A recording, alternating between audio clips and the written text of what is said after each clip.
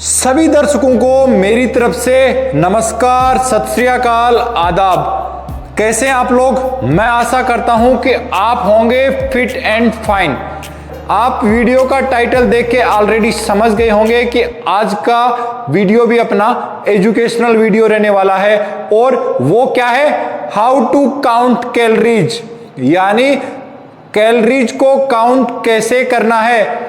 और सेकंड, इसी के साथ में अपन एग्जाम्पल के साथ समझेंगे कि इंडियन डाइट, ऑफ कोर्स हम इंडियन हैं तो हमारे खाने में जो आइटम्स होती हैं उनका कैलोरी काउंटिंग कैसे करना है।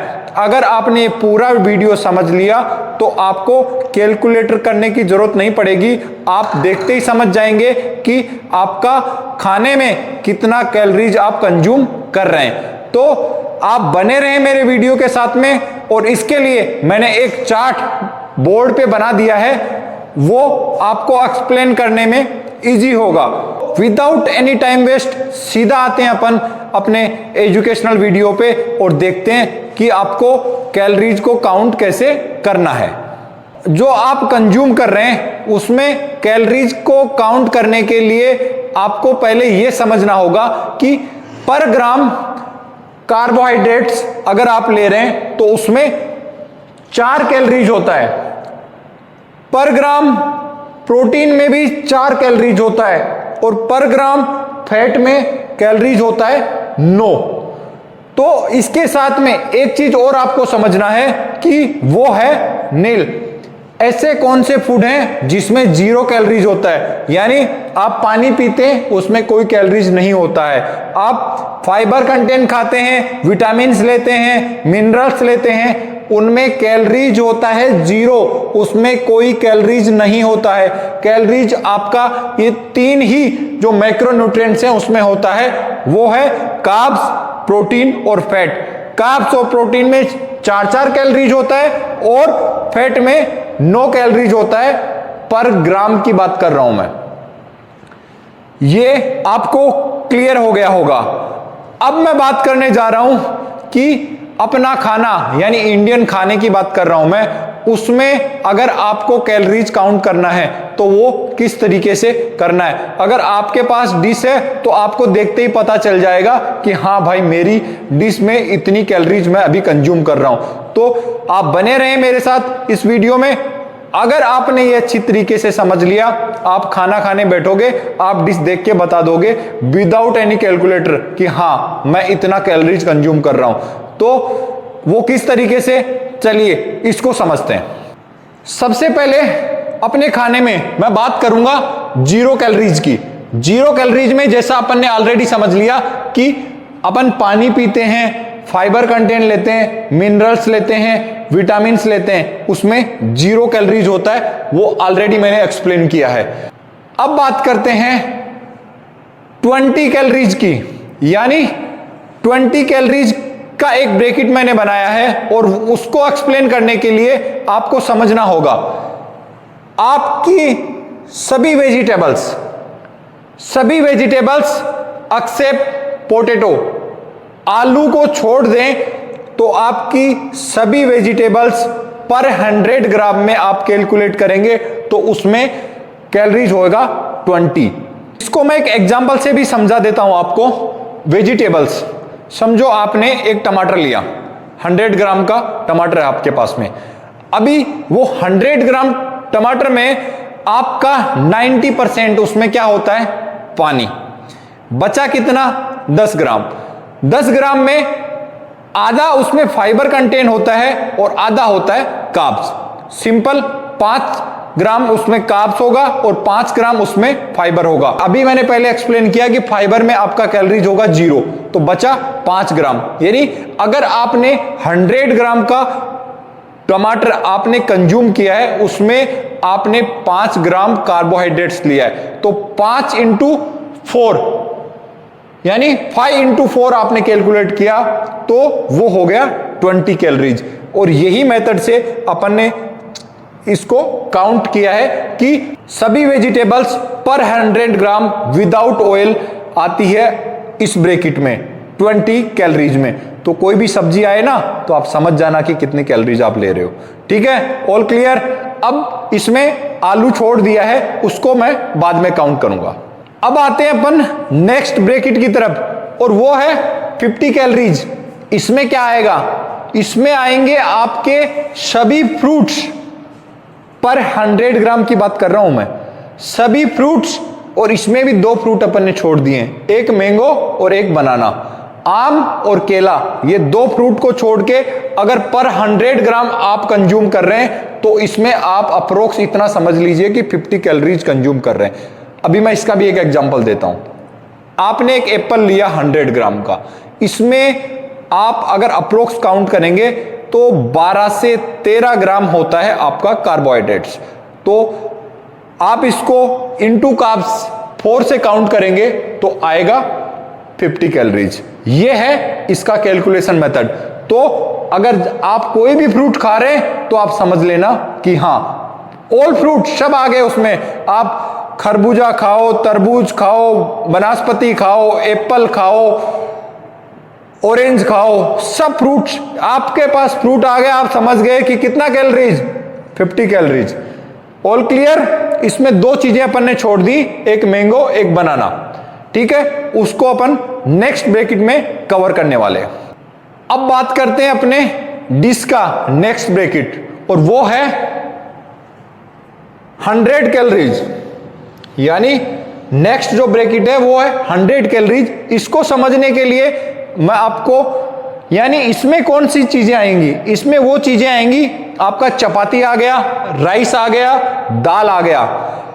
अब मैं इसको एक्सप्लेन कर देता हूं किस तरीके से, कि चपाती का एक एग्जांपल ले लेते हैं। चपाती, एक जो नॉर्मल साइज की चपाती की बात कर रहा हूं, वो होती है अप्रोक्स 35 ग्राम की।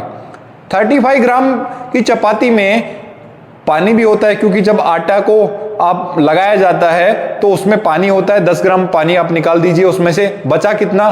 25 ग्राम। तो 25 ग्राम को आप काउंट करेंगे 4 से, तो कितना आएगा? 25 इंटू 4, 100 कैलोरीज। यानी आपने एक चपाती ली तो आप सीधा सा कैलकुलेशन कर लीजिए कि हाँ 100 ग्राम। सेम चीज आती है राइस की। आप राइस को 100 ग्राम राइस की बात कर रहा हूं, यानी राइस में पानी ज्यादा लगता है, तो आप उसमें पानी का कंटेंट निकाल देंगे तो रो जो आपका राइस बचेगा वो 25 ग्राम बचेगा। वो 25 को भी आपने इंटू किया 4 से, तो आपके पास कितना आ गया? Same 100 calories. आपने राइस और चपाती का समझ लिया। सेम इसी तरीके से आपने चपाती और राइस को सेम इस तरीके से कैलकुलेट कर लिया। सेम इसी तरीके से अपन बात करेंगे दाल की। अपन जो दाल ले रहे हैं, मैं गाढ़ी दाल की बात कर रहा हूं, ऐसा नहीं सिर्फ पानी है उसमें दाल है ही नहीं। आप एक कटोरी दाल लेंगे, उसमें भी आपका कैलकुलेशन यही होगा, क्योंकि इसमें क्या होता है दाल में? प्रोटीन। और प्रोटीन का भी कंपोनेंट कितना होता है? 4 कैलोरीज। सेम वही मेथड लगेगा, 25 इंटू 4 यानी 100 कैलोरीज। All clear? आप इससे समझ गए होंगे, आधी डिश आपने समझ ली। अब बात करते हैं जो 2 चीजें अपन ने छोड़ दी थी, ये 20 कैलोरीज यानी जो वेजिटेबल्स वाला था, ये पोटैटो, ये आ गया यही ब्रैकेट में 100 वाले में। और सेम ये 2 फ्रूट आपके जो बच गए थे, यानी केला और आम, वो भी आ गया आपका ये 100 कैलोरीज में। All clear? ये इतना आपने क्लियर किया, इसका मतलब आधी से ज्यादा डिश आपकी क्लियर हो गई। और अब बात करेंगे अपन अपने नेक्स्ट ब्रैकेट की, वो आएंगे हाई कैलोरीज ब्रैकेट आएंगे। और उसको समझने के लिए अपन आते हैं कि ये 500 कैलोरीज का ब्रैकेट है, हाई कैलोरीज। और इसमें क्या आएगा? सभी स्वीट्स, जितनी स्वीट्स हैं सब इसी में आएंगी आपकी। जितनी नमकीन है, ये जो जितने खाते हो ना, भुजिया उजिया जो, वो सब इसी कैटेगरी में आने वाले हैं। अगर आपने ये सब कंज्यूम किया तो वो होगा 500 कैलोरीज में। और इसका मैं कैलकुलेशन आपको एक्सप्लेन कर देता हूं। अब मैं आपको एग्जांपल देता हूं। समझो आपने कोई भी एक स्वीट्स ले लिया, मैं समझो गुलाब जामुन की बात करता हूं। चलो आपने गुलाब जामुन लिया 100 ग्राम के, 100 ग्राम में आप 50-50 ग्राम के 2 भी ले सकते हैं, या एक 100 ग्राम का गुलाब जामुन भी आप काउंट कर सकते हैं। गुलाब जामुन में क्या होता है? गुलाब जामुन में किस चीज से गुलाब जामुन बनता है? खोया होता है या उसमें घी होता है, यही उसका कंपोनेंट होता है। अभी इसको अगर काउंट करेंगे, यानी खोया और जो स्वीट, उसमें क्या होता है? उसमें होता है कार्ब्स। वो कितना कैटेगरी में आएगा आपका? 4 की कैटेगरी में। और उसमें जो यूज होता है घी, वो किस में आएगा? 9 की कैटेगरी में। यानी 4 और 9, मैं एवरेज काउंट कर लेता हूं कि 6 कैलोरीज एवरेज काउंट कर लेते हैं। अभी 6 कैलोरीज को आप 100 ग्राम से काउंट कर लीजिए, कितना हो गया? 600। यानी अगर आप गुलाब जामुन खा रहे हैं 100 ग्राम, तो आप कितना कैलोरीज ले रहे हैं? 500 से 600 कैलोरीज। और ये आ गया इस हाई कैलोरीज के ब्रैकेट में। आशा करता हूं कि ये ब्रैकेट भी आपका क्लियर हो गया। अब बात करते हैं अपना हाई ब्रैकेट, यानी सबसे ज्यादा कैलोरीज किसमें होता है। और ये है ब्रैकेट है, वो है 1000 कैलोरीज। मैंने आपको एक्सप्लेन किया कि फैट में कितना कैलोरीज होता है, 9। तो आपको अच्छी तरीके से समझ में आ गया। अगर पर 100 ग्राम आप लेंगे, प्योर फैट की क्या आइटम्स होती हैं, जितने ऑयल्स है ना वो सब इसी में आते हैं, घी भी आपका इसी में आता है। तो जितने फैट की आइटम है उसको आप अगर 100 ग्राम लेंगे तो इंटू कर लीजिए 9 से, यानी 900। उसको मैंने ऑलमोस्ट रख दिया 1000 कैलोरीज के ब्रैकेट में। अब मुझे एक बात बताइए, आपके पास जो आपकी थाली आएगी, आपको कैलकुलेटर लगेगा क्या? बिल्कुल नहीं लगेगा। आप देख के बता दोगे कि हाँ इतना कैलोरीज का ये, इतना कैलोरीज का ये, इतना कैलोरीज का ये, देखते ही आप काउंट कर सकते हो। ये है कैलोरीज काउंट करने का तरीका। मैं आशा करता हूं कि आप लोगों को अच्छे से समझ में आ गया होगा कि कैलोरीज को काउंट करते कैसे हैं। तो आज का ये educational video, how to calories counting, यानी कैलोरीज को कैसे काउंटिंग करेंगे, ये आपको अच्छे से समझ में आया होगा। आप इसका उपयोग करेंगे अपनी डाइट प्लान में।